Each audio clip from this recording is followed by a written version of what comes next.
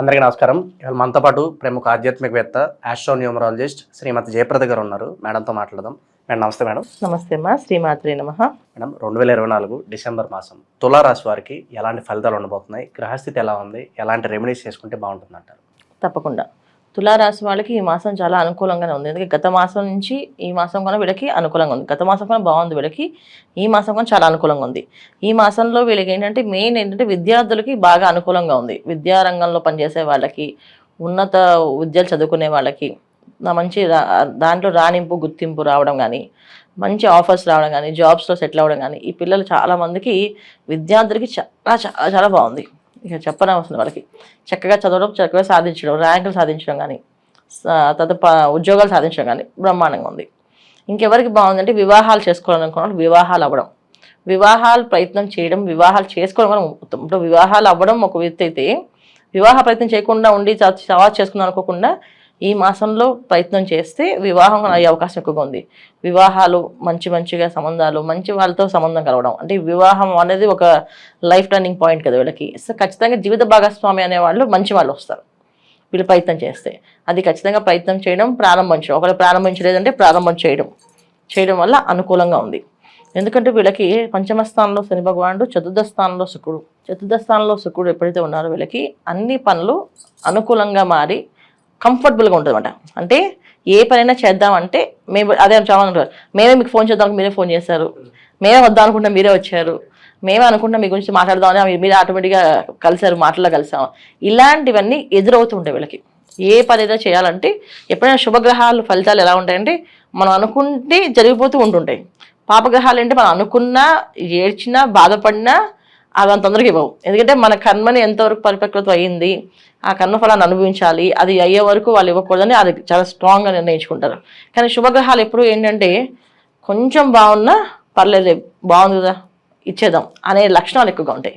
So చతుర్థ స్థానంలో ఎప్పుడైతే శుక్రుడు ఉన్నారు వీళ్ళకి అన్ని అనుకూలంగా మారే అవకాశాలు ఎక్కువగా అనిపిస్తుంది. రాశాధిపతి చతుర్థ స్థానంలో అంటే కుటుంబంలో అందరూ అనుకూలంగా ఉండడం, వీళ్ళతో సఖ్యంగా ప్రవర్తించడం, ఎప్పటి నుంచో విరోధం వచ్చి విడిపోయిన వాళ్ళు కలవడము, ఏముంది రేపు మళ్ళీ కలిసి మనం సరదాగా ఉందాము అని అనుకోవడము, మాట పడినప్పుడన్నీ పోవడము, ఇలాంటివన్నీ కూడా తులారాశి వాళ్ళకి ఈ మాసం అనుకూలంగా ఉంది.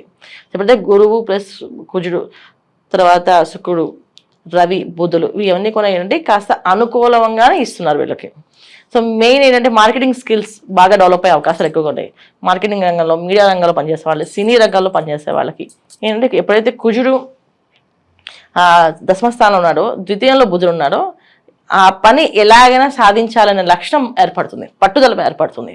ఖచ్చితంగా చేసుకుని రావాలి, ఎలాగైనా చేసి సాధించాలి. ఎందుకంటే అక్కడ ఎప్పుడైతే దశమస్థానంలో కుజుడు ఉన్నాడో అది మంచో చెడో, అది న్యాయమో ధర్మమో పని అయితే అవ్వాలి అనుకుంటాడు ఆయన. కానీ బుధుడు ఏం చేస్తాడు, అది ఎలాగైనా సరే సాధించుకోవాలంటే అక్కడ యుద్ధం కంటే మాటలతో యుద్ధం చేసి గెలవాలనుకుంటాడు. సో అందుకని ఈ లక్షణం ఎక్కువగా ఉంది కనుక మార్కెటింగ్ స్కిల్స్ చాలా బాగున్నాయి. మార్కెటింగ్లో రంగాల్లో పనిచేసే వాళ్ళకి బాగుంది. తర్వాత వ్యాపారాల్లో మార్కెటింగ్ బ్రహ్మాండంగా పెరుగుతుంది. ఇప్పుడు రియల్ ఎస్టేట్స్ వ్యాపారం, ఫ్లాట్ బిజినెస్లు ఏదైతే చేస్తున్నారో, ప్లాట్ బిజినెస్లు, తర్వాత బిల్డర్స్, వీళ్ళందరికీ ఈ మాసం చాలా అనుకూలంగా ఉంది. వాళ్ళకి లోన్స్ రావడం కానీ, ఆ ఫ్లాట్స్ అమ్ముకుపోవడం కానీ, అవ్వడం కానీ అవ్వడం కానీ ఇవన్నీ కూడా చాలా బాగున్నాయి. స్థిరాస్తులు రావడం కానీ, తర్వాత కోర్టు వ్యవహారాలకు సంబంధించిన వ్యవహారాల్లో వాటిలో ఉన్న పెండింగ్ కేసులు ఏవైతే ఉన్నాయో అవన్నీ మార్పు వచ్చి వీళ్ళకి అనుకూలంగా వచ్చే అవకాశం ఎక్కువగా ఉంది. తులారాశి వాళ్ళకి చాలా అనుకూలంగా ఈ మాసం అన్ని కనిపిస్తుంది. ఎందుకంటే ఇక్కడ వీళ్ళకి శుభగ్రహాలు గురువు ప్లస్ శుక్రుడు, ఈ తర్వాత బుధుడు, వీళ్ళందరూ కూడా కొంచెం అనుకూలంగా ప్రయత్నాలు పనులు అవుతాయి. సో ప్రయత్న లోపమే తప్ప వీళ్ళు చేయడంలో ఆలస్యం చేసుకుంటే దానికి మనం ఏం చేయలేం, కానీ చేద్దాము అనుకుంటే మాత్రం సాధిస్తాయి. ఈ లక్షణాలు ఎక్కువగా ఉన్నాయి తులారాశి వాళ్ళకి. ఇంకా ఎవరికి బాగాలేదు అనుకుంటే కొత్తగా ఇల్లు కొనుక్కునే వాళ్ళు మాత్రం జాగ్రత్తగా చూసుకోవాల్సిందే. ఎప్పుడైనా పంచమ స్థానంలో శని భగవానుడు వీళ్ళకి ఖచ్చితంగా శని భగవానుడు ఎప్పుడు కూడా ఏంటంటే పాజిటివ్ ఎనర్జీ ఇస్తాడు, కానీ పిల్లల త్రూగా అది పాజిటివ్ రావచ్చు. అంటే ఇప్పుడు విదేశాల్లో ఉన్న పిల్లలు స్థలాలు కొనమని, ఇల్లు కొనమని డబ్బు పంపించడం కానీ వీళ్ళు కొనడం కానీ ఇలాంటి జరిగే అవకాశాలు ఎక్కువ ఉన్నాయి. వీళ్ళ సొంత డబ్బుతో కొనాలంటే మాత్రం ఖచ్చితంగా వాళ్ళ జాతకాన్ని చూసుకొని కొనుక్కోవాలి. అదే సంతానం సంపాదించిన డబ్బులు కానీ, తర్వాత అన్నదమ్ములతో వాళ్ళు కానీ, కుటుంబంలో సంపాదించిన వాళ్ళందరూ కలిపి ఒక ల్యాండ్ కొందామని, కంబైన్డ్గా ఒక స్థలాన్ని కొందాం అనుకుని మాత్రం చక్కగా కొనుక్కోవచ్చు, ఇబ్బంది లేదు. సొంతంగా కొనాలి అనుకునే వాళ్ళు తులారాశి వాళ్ళు చెక్ చేసుకోవాల్సిందే. వాళ్ళ సొంత డబ్బుతో చేద్దాం అనుకుంటే, పిల్లల డబ్బులతో కానీ ఇంట్లో వాళ్ళ డబ్బుతో లేకపోతే స్థిరాస్తి డబ్బుతో చేస్తే మాత్రం బ్రహ్మాండంగా యోగిస్తుంది. ఇది మంచి ఫలితాలు వీళ్ళకి ఈ మాసంలో. మేడం అలాగే సంతానం కోసం చూస్తూ ఉంటారు ఎప్పటి నుంచో, అటువంటి వారికి ఎలా ఉండబోతుంది, అలాగే వైవాహిక జీవితం ఎలా ఉండబోతుంది ఈ రాశి వారికి? సంతాన యోగం బాగుంది, వైవాహిక జీవితం చాలా బ్రహ్మాండంగా ఉంది. ఎందుకంటే శుభగ్రహాలు చతుర్థ స్థానంలో, తర్వాత శుక్రుడు శుభ చతుర్థ స్థానం ఉండడం, తర్వాత గురువు వక్రించి ఉండడం వల్ల వీళ్ళకి అన్ని అనుకూలంగానే ఉంటాయి. అదే ఎప్పుడైతే శుభగ్రహాలు కలిస్తే మనం ఏదో తలిస్తే ఆ పని అయిపోతుంటుంది, అంత పాజిటివ్గా కనిపిస్తాయి. కాకపోతే ఇక్కడ ఏంటంటే వీళ్ళకి మెయిన్ 6వ స్థానంలో రాహు కాస్తంత ఇబ్బంది పెడతాడు. ఏ విషయమైనా అంటే కొంచెం మాయలో పడ్డాం అయిపోతుంది అనుకోని భ్రమపడ్డాం, ఈ భ్రమలో నుంచి బయటపడాలి. మెయిన్ ఆ భ్రమలు లేకుండా ప్రయత్నం చేస్తే అవుతుంది. నేను మాట్లాడినా అవ్వలేదు, ఇంతకుముందు అవ్వలేదు, ఇప్పుడు అవ్వలేదు అంటే ఇప్పుడు ఒకసారి మాట్లాడండి, పని అయిపోతుంది. అలాగ జరిగే అవకాశం ఎక్కువగా ఉంది. అంటే ఏ పనైనా ప్రయత్న లోపం ఉంది ఈ తులారాశి వాళ్ళకి. వాళ్ళ ప్రయత్నం లోపమే, అంటే వాళ్ళు ప్రయత్నించడంలోనే లోపం ఉంది. లేదు చేయగలము అని సాధించుతాము అని అనుకుంటే మాత్రం అయిపోతుంది. ఆ ప్రయత్న లోపం వాళ్ళ దగ్గర పెట్టుకున్నారు అనుకుంటే మనం ఏం చేయలేం కదా. సో ఏ రంగంలో వాళ్ళకి ఇది వర్తిస్తుంది. అంటే ఇప్పుడు విద్యార్థులైనా వాళ్ళు చదివితే బ్రహ్మాండంగా పాస్ అవుతారు. నేను పాస్ అయిపోతాను, చదవకపోతే పాస్ అవ్వరు కదా. ఆమె నాకు అసలు రాదు అని వదిలేస్తారు, రాకుండా ఉంటుంది. కొంచెం చదివినా వీళ్ళు కాస్త శ్రద్ధ పెట్టి బాధ్యతగా ఉండకుండా వీళ్ళకి అనుకూలంగా ఉంది రిజల్ట్. ఆ విధంగా ఉన్నాయి. అలాగే ఉద్యోగ ప్రయత్నాలు కూడా ప్రయత్నం చేస్తే మంచి ఉద్యోగం వచ్చే అవకాశం ఎక్కువగా ఉంది. వ్యాపార విషయంలో, వ్యాపార రంగంలో అభివృద్ధి అనేది ఉంది. మెయిన్ ఎక్కువగా ఏంటంటే బిల్డర్స్కి వీళ్ళకి అనుకూలంగా ఉంది ఈ మాసం. సో మరి స్టాక్ మార్కెట్లోను, రియల్ ఎస్టేట్లోను పెట్టుబడులు పెట్టాలనుకున్న వారికి ఇది సరైన సమయం అంటారా? వాళ్ళకి అసలు ఆలోచించాలి, జాతకంలో యోగాలు చూసుకోవాలి. నేను శుభగ్రహాలు ఎప్పుడు శుభ ఫలితాలు ఇస్తాయి అంటే మంచి దానికి వాళ్ళు మెలకువలు చూపిస్తారు. స్టాక్ మార్కెటింగ్ కొంచెం ఈ విషయాలు, వ్యవహారాలన్నీ, రియల్ ఎస్టేట్ అవన్నీ ఏంటంటే జాక్ పాట్స్ లాంటివి. అంటే అదృష్టం బాగుండి యోగం కలిసి వస్తే యోగాల్లో ఆ గ్రహాలు యోగిస్తే వాళ్ళకి ఖచ్చితంగా అవుతాయి. అయితే ఎప్పుడైతే ఈ యోగిస్తాయి అనేది ఖచ్చితంగా ఉంది, కానీ అది వాళ్ళ జాతకంలో కూడా ఆ యోగం ఉందంటే ఇప్పుడు ఈ శుభ గ్రహాలతో కలిసి అనుకూలంగా ఉంటాయి. ఇవి మాత్రం ఖచ్చితంగా జన్మజాతకం చూసుకోవాలి. ధర్మంగా చేసుకునే వ్యాపారాలన్నీ కూడా, న్యాయబద్ధమైన ధర్మబద్ధంగా చేసుకునే వ్యాపారాలన్నీ కూడా అనుకూలంగా ఉన్నాయి.